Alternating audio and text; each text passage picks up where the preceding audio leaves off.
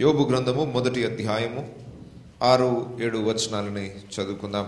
దేవదూతలు యెహోవా సన్నిధిని నిలుచుటకై వచ్చిన దినమొకటి తటస్థించెను. ఆ దినమున అపవాదియగువాడు వారితో కలిసి వచ్చెను. యెహోవా, నీవు ఎక్కడి నుండి వచ్చితివని వాని నడుగగా, అపవాది, భూమి మీద ఇటు అటు తిరుగులాడుచు అందులో సంచరించుచు వచ్చి తినని యెహోవాకు ప్రత్యుత్తరం ఇచ్చెను. చాలు, అందరం తల ఉంచినట్లయితే చిన్న మాట ప్రార్థన చేసుకుందాం.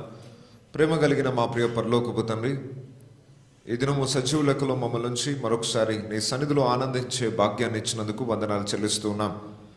నీ పరిశుద్ధ లేఖనములను ధ్యానించుకొనబోచుండగా పరిశుద్ధాత్మ యొక్క సహాయాన్ని కోరుకొంచున్నాం. నీ ఆత్మ సహాయం లేకుండా లేఖనాలను అర్థం చేసుకోలేము. దయచేసి నీ ఆత్మ ద్వారా నూతన ప్రత్యక్షతలను మాకు అనుగ్రహించండి. మా బలహీనతలను సరిచేయండి.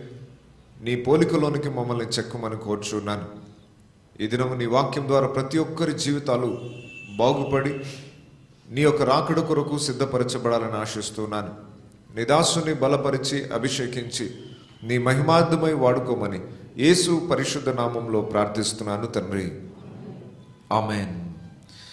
ఈ దినము యోబు గ్రంథము మొదటి అధ్యాయము 6వ వచనం నుండి 12వ వచనం వరకు ఉన్న చరిత్రని మనం ధ్యానించుకోబోతున్నాం. గత వారములో యోబుకు కలిగిన ఆస్తిపాస్తుల వివరాలు, అతని కుటుంబ వివరాలు, అతని దైవిక జీవితాన్ని గూర్చిన వివరాలు మనం ధ్యానించాం. ఇక అంత గొప్ప ఉన్నతమైన సంపద, అతని కలిగిన సంతానము ఏ విధంగా నష్టపరచబడింది, దానికి కారణాలేంటో ఇక్కడ కొన్ని వచనాలు వ్రాయబడ్డాయి. అసలు ఏం జరిగింది, యోబు జీవితము అంత దుర్భరంగా మారిపోవడానికి కారణాలేంటో ఇప్పుడు తరువాత భాగంలో మనం నేర్చుకోబోతున్నాం.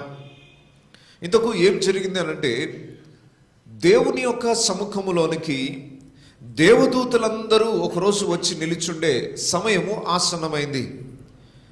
దేవదూతలు యెహోవా సన్నిధిని నిలుచుటకై వచ్చిన దినం ఒకటి తటస్థించెను. దేవదూతలు అని మనకు తెలుగు తర్జుమాలో రాయబడింది, కింద ఫుట్నోట్లో రాయబడింది. మూల భాషలో దైవ కుమారులు అని రాయబడింది, సన్స్ ఆఫ్ గాడ్, దేవుని కుమారులు అని రాయబడింది. జ్ఞాపకం పెట్టుకోవాలి, దేవుని దూతలకు కూడా మరొక పేరుంది, దైవ కుమారులు అని, దేవుని కుమారులు అన్న మాట వ్రాయబడింది. ఇదే మాట ఆదికాండము 6వ అధ్యాయంలో కూడా దేవుని కుమారులు నరుల కుమార్తెలతో పోయినప్పుడు అన్న సందర్భం రాయబడింది. అక్కడ కూడా దేవుని కుమారులు అనగా దేవదూతలే అన్న విషయాన్ని మనం దృష్టిలో పెట్టుకోవాలి. దేవదూతలందరూ యెహోవా సన్నిధిలో నిలిచుండే దినము ఒకటి తటస్థించెను అని రాయబడింది. సహజంగా దూతలు అనగానే మన అభిప్రాయం ఏంటంటే, అత్యున్నత సింహాసనముపై దేవుడు ఆసీనుడై ఉంటాడు, ఆయన చుట్టూ కోటాను కోట్ల దూతలు నిత్యం ఆయనని పరిశుద్ధుడు పరిశుద్ధుడు పరిశుద్ధుడని రాత్రి పగళ్ళు ఆయనను ఆరాధిస్తూ ఉంటారు. అంతవరకే మనకు తెలుసు. దూతలు అనగా దేవుని సముఖంలో ఉండువారు అని మాత్రమే తెలుసు మనకు. కానీ దేవుని దూతలు ఇంకా అనేక ప్రాంతాలలో నివాసం చేస్తారన్న సంగతి మనం తెలుసుకోవాలి. దేవుని దూతలు నిత్యము దేవుని సన్నిధిలో ఉండే దూతలు వేరు, ఆయా స్థలాల్లో ఉండే దూతలు వేరు. ఆయా సమయాలను బట్టి, నిర్ణయించిన సమయాలను బట్టి ఆ దూతల యొక్క ప్రతినిధులు దేవుని సముఖంలోనికి వచ్చి రిపోర్ట్ ఇవ్వాలి. వాళ్ళు ఏం చేస్తున్నారో, ఎక్కడికి వెళ్ళారు, వారు చేస్తున్న పనులను గురించి, వారి ఉన్న ప్రాంతాన్ని గురించిన వివరాలన్నీ ఒక ప్రతినిధి తీసుకొని సమాచారాన్ని దేవునికి అందించాలి. ఇలా దేవుని దగ్గర మీటింగ్ జరుగుతూ ఉంటుంది. ఆ మీటింగ్ జరుగుతున్న సమయమున ఆయా ప్రాంతాల నుండి దూతలు వచ్చి దేవునితో మాట్లాడతారు. అలా మాట్లాడుతున్న సమయమున అపవాది అయిన సాతాను కూడా దేవుని సముఖంలోనికి వచ్చాడట. ఆ మీటింగ్ సమయమున సాతానుకు కూడా పిలుపు ఇవ్వబడింది. సాతాను దేవుని సముఖంలోనికి కూడా వెళ్ళే అవకాశం ఉంది. ఆ అత్యున్నత సింహాసనంపై ఆసీనుడై ఉన్న దేవుని సముఖంలోనికి సాతాను ఎప్పుడంటే అప్పుడు అక్కడికి వెళ్ళడానికి స్వతంత్రత ఉన్నది. ఇంతకు సాతానును గూర్చిన వివరాలు ఇంకా చాలామంది విశ్వాసులకు తెలియదు. అసలు సాతాను అంటే ఎవరు, సాతాన్ని ఎవరు సృష్టించారు, ఇలాంటి ప్రశ్నలు మూలమైనవి, బేసిక్స్, వాటిని కూడా చాలామంది విశ్వాసులు ఇప్పటివరకు తెలుసుకోలేదు. దయచేసి గమనించండి, అపవాది ఎవరు అన్న దాని గురించి కొన్ని మాటలు మనం ధ్యానిద్దాం. అది అర్థమవుతేనే మనము ఈ చరిత్రలో ముందుకు సాగగలుగుతాం. సాతాను అనే హెబ్రీ భాష పదము, దానికి అర్థం ఏంటంటే అపవాది, అపవాదములు మోపువాడు అని అర్థము. మనం సాతాను అని పిలుస్తాము, లేదా లూసిఫర్ అని పిలుస్తాము. లూసిఫర్ అనేది ఇంగ్లీష్ తర్జుమాలో ఉపయోగించబడిన పదము. తేజో నక్షత్రమా, వేకువ చుక్క అని తెలుగులో తర్జుమా చేయబడింది. దాన్ని ఇంగ్లీష్ బైబిల్ వాళ్ళు లూసిఫర్ అని పేరు పెట్టారు. సరే, చాలాసార్లు లూసిఫర్ అని కానీ అపవాది, సాతాను ఇలాంటి పేర్లతో సాతాను పిలుస్తూ ఉంటాం. ఎవరు ఈ సాతాను అంటే, ఒకప్పుడు దేవుని చేత సృష్టింపబడిన ఒక గొప్ప దూత, దేవుని సముఖంలో ప్రధాన దూతగా పిలువబడేవాడు, గొప్ప మహిమ తేజస్సులో నివాసం ఉండేవాడు, దేవునికి అతి సమీపంగా ఉండే ఒక ప్రధాన దూత తన హృదయంలో గర్వించి దేవుని కంటే తనను తాను హెచ్చించుకోవడం ద్వారా దేవుడు తన సముఖంలో నుండి ఆ దూతను త్రోసివేశాడు. అలా త్రోసివేయబడిన ఆ దూతనే సాతాను, దేవుని సముఖంలో నుండి పడవేయబడిన దూత. సాతాను పడవేయబడే సమయమున ఆయన ఒక్కడే రాకుండా పరలోక రాజ్యంలో ఉండే అనేక మంది దూతలను కూడా తనతో పాటు పాపము చేయడానికి ప్రేరేపించి, వారు కూడా తన సైన్యముగా మార్చుకొని, వారిని కూడా తన సైన్యంగా మార్చుకొని, వారు కూడా దేవుని సన్నిధిలో నుండి త్రోసివేయబడినట్లుగా ప్రేరేపించాడు. వారందరూ దేవుని సన్నిధి నుండి దూరం అయిపోయి సాతానుతో పాటు ఇంకా అనేక దూతలు కూడా పడవేయబడ్డారు. ఆ పడవేయబడిన దూతలందరినీ దురాత్మలు అని మనం ఈరోజు పిలుస్తాం, అంధకార సంబంధమైన శక్తులు. సో సాతాను వారికి అందరికీ అధికారి. సాతానుతో పాటున్న పడవేయబడిన మిగిలిన దూతలందరూ కూడా సాతాను అనుచరులు, సాతాను సైన్యము లేదా దురాత్మలు అని మనం పిలుస్తాం. ఈ పాటి కొద్ది అవగాహన మనకు ఉండాలి. సరే, సాతాను దేవుని సన్నిధిలో నుండి త్రోసివేయబడ్డాడు. దేవుడు అతనికి అంతకు మునిపిచ్చిన గొప్ప ఆధిక్యత నుండి అతడు దూరం అయిపోయాడు. అయితే దేవుడు ఇంకా సాతానికి అవకాశాన్ని ఇస్తున్నాడు. సాతాను ఎప్పుడంటే అప్పుడు దేవుని సింహాసనం దగ్గరికి వచ్చి దేవునితో మాట్లాడే ఆ ఫ్రీడమ్, ఆ స్వతంత్రత ఇంకా దేవుడు ఇచ్చాడు. ఇది ఎప్పటి వరకు దేవుడు ఈ స్వతంత్రత ఇస్తాడంటే, యుగాంతములో ఒక సంఘటన జరగబోతుంది. అప్పటి వరకు సాతానుకి ఆ స్వతంత్రత ఉంది. ప్రకటన గ్రంథము 12వ అధ్యాయం 8వ వచనాన్ని చూడండి. ఆ ఘట సర్పమును దాని దూతలను యుద్ధము చేసిరు గాని గెలవలేకపోయిరి గనుక పరలోకమందు వారికి స్థలము లేకపోయెను. పరలోక రాజ్యములో ఘట సర్పము, సాతానికి మరొక పేరు కూడా ఉంది, ఘట సర్పము, ఆది మహాఘట సర్పము అని పిలుస్తారు దాన్ని. హవ్వను శోధించడానికి వచ్చినప్పుడు ఏ ఆకారంలో వచ్చాడు సాతాను? సర్పము. అందుకొరకు సాతానికి మరొక పేరు ఆది మహాఘట సర్పము అని. ఈ ఘట సర్పమునకు పరలోక రాజ్యంలో ఒక యుద్ధం జరిగిందట. లాస్ట్ రోజుల్లో జరగబోయే సంఘటన ప్రకటన గ్రంథంలో రాయబడి ఉంది. యుగము అంతరించే ముందు జరిగే కొన్ని సన్నివేశాలు ప్రకటన గ్రంథంలో రాయబడ్డాయి. దాంట్లో ఒక సంఘటన, ఈ ఘట సర్పము పరలోక రాజ్యంలోకి వెళ్ళి అక్కడ ఒక దూతతో యుద్ధం జరుగుతూ ఉంది. ఆ యుద్ధములో ఘట సర్పం ఓడిపోయి అక్కడి నుండి త్రోసివేయబడ్డాడు. మరలా ఆ రోజు నుండి ఇక పరలోక రాజ్యానికి వెళ్ళే అవకాశాన్ని దేవుడు ఆ ఘట సర్పానికి తీసివేశాడు. మరలా 8వ వచనం చూడండి. ఆ ఘట సర్పమును దాని దూతలను యుద్ధము చేసిరి గాని గెలువలేకపోయిరి గనుక పరలోకమందు వారికి స్థలము లేకపోయెను. ఆ యుద్ధము చేసి ఓడిపోయిన తరువాత ఇక వారికి పరలోక రాజ్యానికి వెళ్ళే అవకాశము లేదు. అప్పటి వరకు ఛాన్స్ ఉంది అన్నమాట. సో సాతాను ఎప్పుడంటే అప్పుడు దేవుని సన్నిధికి వెళ్ళగలడు. దేవుడే ఆ స్వతంత్రతను ఇచ్చాడు. ఎందుకు ఇచ్చాడు అనేది కూడా మనం నేర్చుకోబోతున్నాం. దేవుని సముఖంలోనికే సాతాను వచ్చాడంటే చర్చిలో మీ పక్కకే కూర్చోడంటారా? చాలామందికి ఒక నమ్మకం, చర్చిలో ఉంటే దయ్యాలు రావు. సార్, ఒక రాత్రి చర్చిలో పడుకోవడానికి మాకు పర్మిషన్ ఇవ్వండి, ఎందుకంటే ఇక్కడ పడుకుంటే కాస్త ప్రశాంతంగా నిద్రపడుతుంది, దయ్యాల కళ్ళు రాకుండా ఉంటాయి. దయచేసి గమనించండి, దేవుని సింహాసనం దగ్గరికే వెళ్ళిన వాడు చర్చిలోకి రాలేడా? ఇంకా చెప్పాలంటే చర్చిలోనే ఎక్కువ టైం స్పెండ్ చేస్తాడు. వానికి ఎక్కువ డ్యూటీ ఉండేదే చర్చిలో. వాక్యాన్ని వినకుండా చేయడం, వాక్యము ప్రకటింపబడుతున్న సమయంలోనే గాఢ నిద్రను కలగజేయడం, ఈ పనులు చేయడంలో వాడు బిజీగా ఉంటేనే వాని రాజ్యము స్థిరంగా ఉంటుంది కొద్ది రోజులైనా. సాతానును గూర్చిన అవగాహన లేకపోవడంతో బైబిల్ తల కింద పెట్టుకుంటే దురాత్మలు రావు అనేది కొంతమంది అభిప్రాయం. బైబిల్ తల కింద పెట్టుకున్నంత మాత్రాన దురాత్మన నేమి చేయదు అనే అపోహాలు కూడా తప్పే. హృదయములో దేవుని వాక్యం లేకుండా తల కింద బైబిల్ పెట్టుకున్నంత మాత్రాన ప్రయోజనం ఏమీ లేదు. సాతాను ఎక్కడికంటే అక్కడికి వచ్చే అవకాశాలు ఉన్నాయి. ఆ స్వతంత్రత వానికి దేవుడు ఇచ్చాడు, అధికారాన్ని ఇచ్చాడు. సాతానును గురించిన అవగాహన లేకపోతే కూడా విశ్వాస జీవితం పరిపూర్ణతలోనికి రాదు.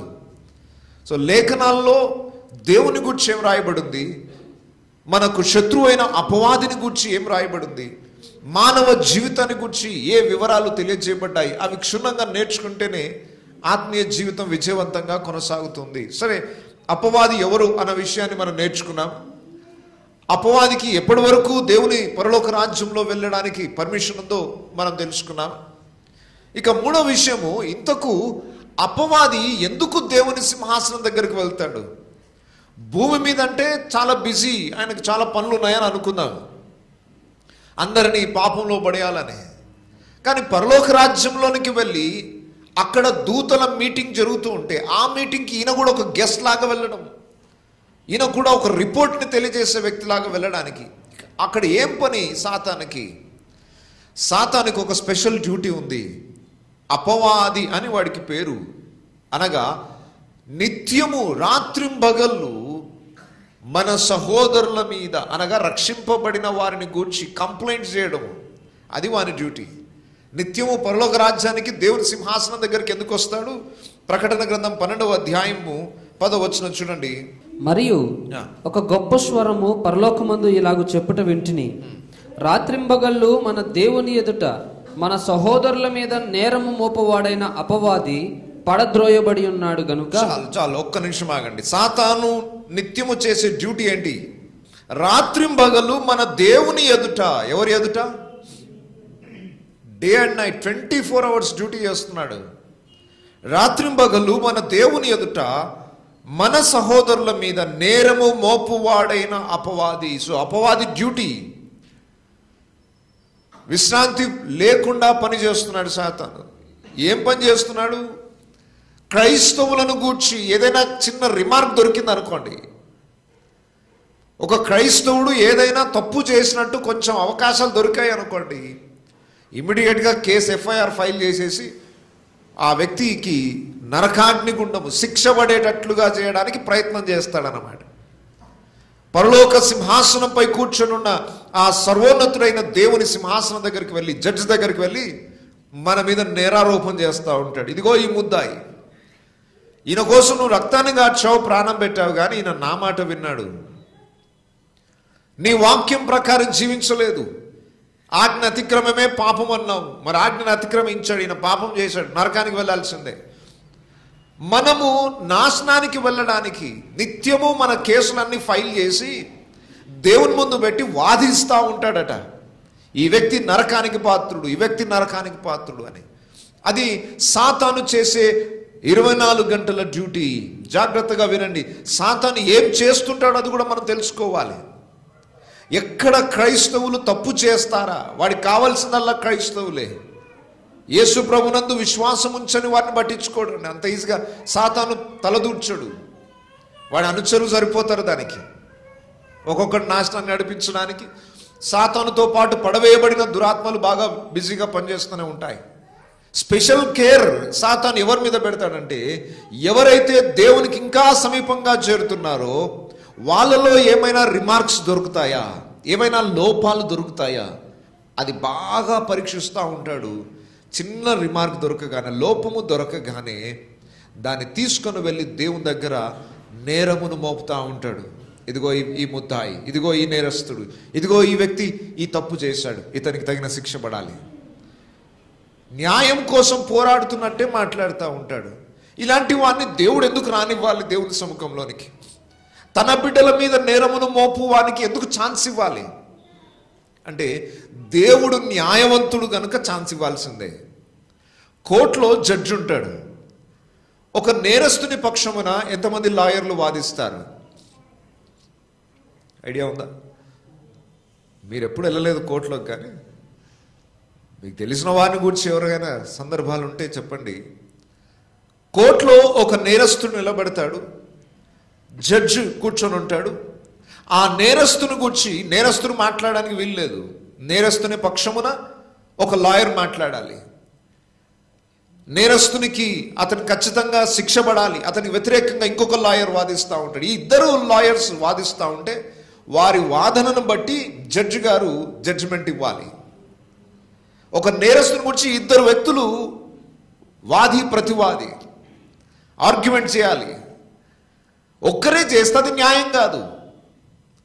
ఒక నేరస్తుడు, ఈయన పరిశుద్ధుడు, ఈయన ఏ తప్పు చేయలేదు, ఈయన న్యాయవంతుడు అని ఒక లాయర్ వచ్చి వాదిస్తూ ఉంటాడు. ఆయన ఒక్కడే వాదిస్తే అది న్యాయమైన తీర్పు కాదు. ఆయనను గూర్చి ప్రతివాది ఉండాలి. ఈయన న్యాయవంతుడు ఎలా అవుతాడయ్యా? ఇంత పెద్ద తప్పు చేసి వచ్చిన తర్వాత ఇతను న్యాయమైన వ్యక్తి ఎలా అవుతాడు అని ఆయన చేసిన తప్పుని నిరూపించి ఇంకొక లాయర్ ఉండాలి. ఇలా ఇద్దరి వాదనలను స్వీకరించి జడ్జి గారు రెండింటినీ పరీక్షించి సాక్ష్యాధారాలన్నింటినీ స్పష్టంగా గ్రహించిన తర్వాత తీర్పు ప్రకటిస్తాడు. ఇద్దరు వాదించేవారు ప్రతివాది లేకపోతే న్యాయమైన తీర్పు జరగదు. దేవుని రాజ్యసింహాసనంలో కూడా అందరము పరిశుద్ధులమే అనుకుంటాం. సాతానికి ఛాన్స్ ఇవ్వడం ద్వారా దేవుని తీర్పు న్యాయం అవుతుంది. సాతాను వచ్చి ఇదిగో ఈ వ్యక్తి తప్పు చేశాడు అంటే కూడా లేదు ఆ వ్యక్తి తప్పు ఎలా క్షమించబడిందో పక్కన మనకు ప్రతివాదిగా మన పక్షమున వాదించే లాయర్ ఉంటాడు. యేసు ప్రభు నిలబడతాడు పక్కన. సాతాను అన్ని కేసులు ఫైల్ చేసేసి పెద్ద లిస్టు చూపిస్తాడు. మనదంతా రోజుకొక పెద్ద చాటభారతం అవుతుంది. ఒకటా రెండా మన కేసులు మొత్తం ఒక స్క్రోల్ ఇప్పి సాతాను దేవుని ముందు చదువుతూ ఉంటాడు. ఇదిగో పొద్దున్న 5 గంటలకు లేస్తారు అనుకున్నావు కదా, వీళ్ళు 8 గంటలకు లేచారు. లేచిపోయి ఏమైనా ప్రార్థన చేసిన ముఖమేనా వీళ్ళది? కాదు. చూడు, పొద్దున్నే లేచా టీవీలు స్టార్ట్ చేశారు. 7 అయింది అప్పుడు గొడవ స్టార్ట్ ఇంట్లో. చూడు ఇగో క్రైస్తవులు అంటున్నావు కదా అంటూ మొత్తం మన చాటభారతం అంతా చూపిస్తాడు. అక్కడ అన్నీ చూపించిన తర్వాత ఇక మన పక్షం ఉన్న లాయర్ మాట్లాడతాడు. ఓకే బాబు, ఇవన్నీ చేసింది కరెక్టే, న్యాయమే, నువ్వు చెప్పిన కంప్లైంట్స్ అన్నీ కూడా కరెక్టే.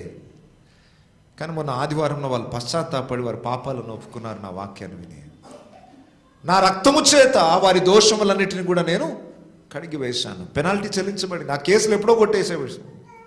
ఆ కేసులన్నీ కొట్టివేయబడిన తర్వాత మరలా తీసుకొచ్చి ఆ ఫైల్, పాత ఫైల్ ముందు పెడతామండి. అయిపోయింది అదంతా తీసేసి. అంతసేపు పెద్ద లిస్ట్ అంతా చదివిన తర్వాత ఏసే రెడ్డింగ్ తీసుకొని మొత్తం ఇంటూ మార్క్ పెడతాడు. అయిపోయింది. అంతసేపు వాడు వాదన అంతా ఫెయిల్ అయిపోతుంది. జడ్జి గారు తీర్పిస్తారు, ఓకే ఈ వ్యక్తి నిర్దోషి, ఈయన కేసులన్నీ కూడా కొట్టివేయబడ్డాయి, ఇతడు స్వతంత్రుడే వెళ్ళవచ్చు. అయిపోయా. కేసు జరుగుతూనే ఉంటుంది. వాది ప్రతివాది వాదిస్తూనే ఉంటారు. జడ్జిమెంట్ జరుగుతూనే ఉంటుంది. ఇది రోజు జరిగే ప్రాసెస్ పరలోక రాజ్యంలో. మనకు తెలియదు, ఇవన్నీ కింద ఉంటాం మనం. ఆత్మీయ ప్రపంచంలో ఏమేం జరుగుతుందో భౌతికమైన నేత్రాలతో మనం చూడలేము. కానీ రోజు ఇదే జరుగుతుంది పరలోక రాజ్య దర్బార్లో. ఇది దృష్టిలో పెట్టుకొని బ్రతకాలి. మనం పాపంలోనే జీవిస్తున్నట్లయితే దొరికిపోతాం. అక్కడ మన పక్షంలో లాయర్ మాట్లాడలేడు. మన పక్షంలో మాట్లాడాలంటే ప్రతి దినము మన పొరపాట్లని దేవుని సన్నిధిలో సరి చేసుకోవాలి, ఒప్పుకోవాలి, క్షమాపణ పొందాలి, క్రీస్తు రక్తం చేత కడగబడాలి. ఇక మరలా ఆ పాపంలో ఆనందించకూడదు. ఒకవేళ మనం అదే పాపంలో ఆనందిస్తే మన పక్షమున వాదించే లాయర్ గారికి ఆధారాలు దొరకవు మాట్లాడడానికి. దేవుని తల దించుకునే పని మనం చేయకుండా జాగ్రత్త పడాలి. ఏ రోజు సెటిల్మెంట్ ఆ రోజు చేసేసుకోవాలి.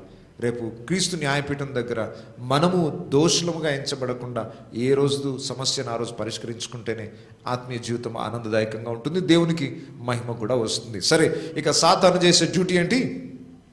ఎప్పుడు ఎవరు తప్పు చేస్తారా అని కనిపెట్టడం. తప్పు దొరకగానే తీసుకెళ్ళి దేవుని సన్ముఖంలో పెట్టడం. ఇది సాతాను చేస్తాడంటే ఓకే, బాగానే ఉంది. ప్రాబ్లం అంతా ఏంటంటే ఇదే సాతాను డ్యూటీ క్రైస్తవులు కూడా చేస్తున్నారు. వింటున్నారా? ఎక్కడ ఎవరు తప్పు చేయడం నాకు దొరుకుతారా, అయిపోయా. ఆ వ్యక్తి మీద నేరం మోపి అతనికి అవమానం కలిగేటట్టు చేయడమే మన గురి.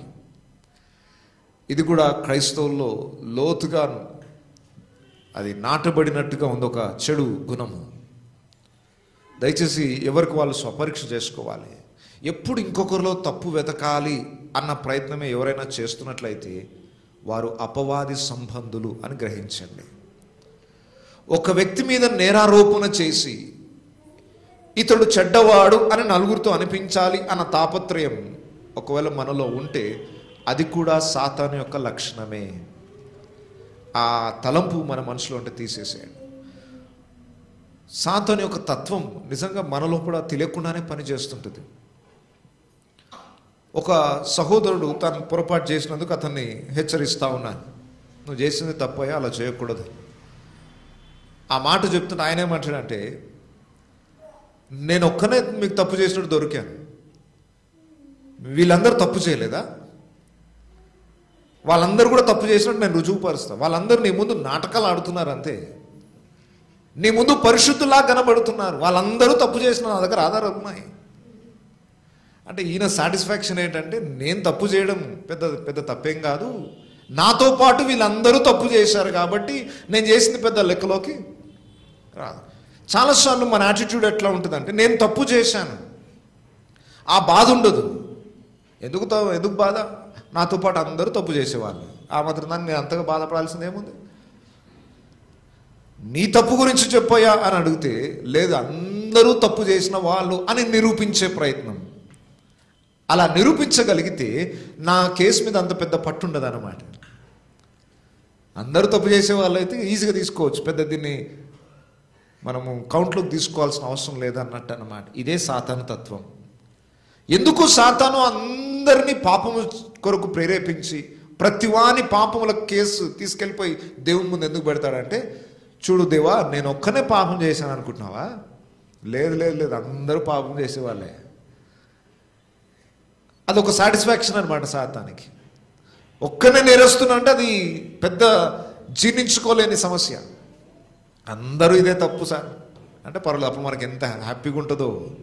మన పాపం విషయమై మనకు బాధ అనిపించదు. అప్పుడు అందరూ అదే తప్పు చేసే వాళ్ళు ఉంటే, చర్చిలో అందరూ అదే రకం సార్, ఏం ప్రాబ్లం లేదు మనకి, అందరూ అదే తప్పు చేస్తున్నారని తృప్తి పడడం సాతాను గుణ లక్షణం. నీ తప్పు విషయం ఏముందో అది నువ్వు సెటిల్ చేసుకో. ఇంకొకరి తప్పు గురించి నీకు అనవసరం. ఇంకొకరి తప్పుని దేవుని సన్నిధికి తీసుకొని వెళ్ళి రుజువు చేయాలి, ఆ వ్యక్తికి శిక్ష పడేటట్లు చేయాలి.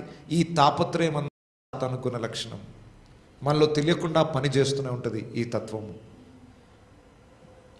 దేవుని హృదయ వైఖరి, సాతాను హృదయ వైఖరి, ఈ రెండు మనం బాగా ఈరోజు అర్థం చేసుకుంటే మంచిదని. దేవుడు ఎప్పుడు కూడా ఒక వ్యక్తి చేసిన తప్పు విషయమై అతడు పశ్చాత్తాపడితే బాగుండు, అతన్ని ఎలా క్షమించాలి, అతను ఎలా తన రాజ్యంలోకి తీసుకుని వెళ్ళాలనే ప్రయత్నం చేస్తాడు దేవుడు.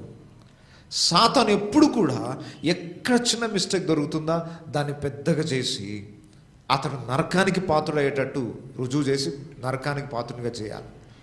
అది సాతాను గుణ లక్షణం. ఇప్పుడు మన యాటిట్యూడ్ని బట్టి ఎవరిని అనుసరించి నడుస్తున్నామో, దేవుని బిడలమా సాతాను సంతానమా, మనం ఈ గుణ లక్షణాలను బట్టి పరీక్షించుకోవచ్చు.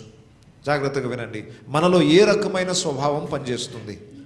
ఒక వ్యక్తిలో ఏదైనా తప్పు దొరకగానే ఆ వ్యక్తి యొక్క తప్పుని కప్పిపెట్టేసి అతని జీవితంలో మార్పు రావాలని ఆశించే వాళ్ళ, ఆ వ్యక్తిని దేవుని దగ్గరికి ఎలా నడిపించాలి, ఆ వ్యక్తిని ఇంకా విశ్వాసం ఎలా బలపరచాలి, ఆ వ్యక్తి దేవుని రాజ్యంలోకి వెళ్ళడానికి నేను ఏం చేయాలి అని ట్రై చేస్తున్నారా? ఒక వ్యక్తిలో తప్పు దొరకగానే ఆ వ్యక్తిని గురించి అందరికీ ప్రచారం చేసి ఆ వ్యక్తి నలుగురు ముందు చెడ్డవాడు అని అనిపించుకునేటట్టు చేసి ఆయన కంటే నేనే బెటర్ అని అనిపించుకునే ప్రయత్నం మనం చేస్తుంటే, ఇప్పుడు మనం అర్థం చేసుకోవాలి ఎవరి గుణ లక్షణం మనలో పనిచేస్తుంది. నేను చెప్తున్నాను, దేవుని లక్షణం ఏంటంటే ఒక పాపిని ఎలా రక్షించాలి అని దేవుడు ఆలోచిస్తుంటాడు. సాతాను ఒక పాపి ఎలా నరకపాత్రుని చేయాలి అనేది సాతాను తత్వం. ఈ రెండు యాటిట్యూడ్స్ మన లోపల కూడా కనబడుతూ ఉంటాయి. దైవికమైన మార్గంలో వెళ్తే దేవుని హృదయ వైఖరి మనలో పనిచేస్తుంది. దేవుని వాక్యానికి మన హృదయంలో చోటునివ్వకపోతే సాతాను యొక్క యాటిట్యూడ్ మన లోపల పనిచేస్తూ ఉంటుంది. మీకు ఒక చక్కటి ఉదాహరణ, వ్యభిచారము చేత పట్టబడిన స్త్రీని యేసు ప్రభు దగ్గరికి తీసుకొని వచ్చారు. అందరు చేతుల్లో రాళ్ళు పట్టుకొని వచ్చారు. మోషే ధర్మశాస్త్రం ప్రకారం ఎవరైనా ఈ పాపం చేస్తే రాళ్లతో కొట్టి చంపేయమని ఉంది. అందరూ వాక్యానికి లోబడుతున్నట్లుగానే రాళ్ళు పట్టుకొని వచ్చారు, ఇదిగో ఈ స్త్రీ పాపం చేసింది అని.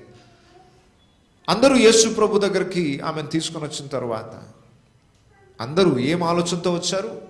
ఆమెని రాళ్లతో కొట్టి చంపాలి, పాపం చేసింది ఈమె కాబట్టి శిక్ష పడాల్సిందే. అంత ఆవేశంతో వచ్చిన వాళ్ళందరూ యేసు ప్రభు దగ్గరకు వచ్చి విమర్శిస్తున్నారు. ఏం చేయమంటావు మరి? మోషే ధర్మశాస్త్రం ఇలా చెప్తుంది, మరి ఇప్పుడు మమ్మల్ని ఏం చేయమంటావు? యేసు ప్రభు ఏం మాట్లాడకుండా కింద ఏదో గీతలు రాస్తున్నాడు. ఏం రాస్తున్నాడో ఎవరికి తెలియదు, కానీ కింద ఏమో రాస్తున్నాడు. రాస్తూ ఒక మాట అన్నాడు ఆయన, మీలో తప్పు చేయని వాడెవడో వాడు మొదట రాయి వేయండి, కొట్టండి.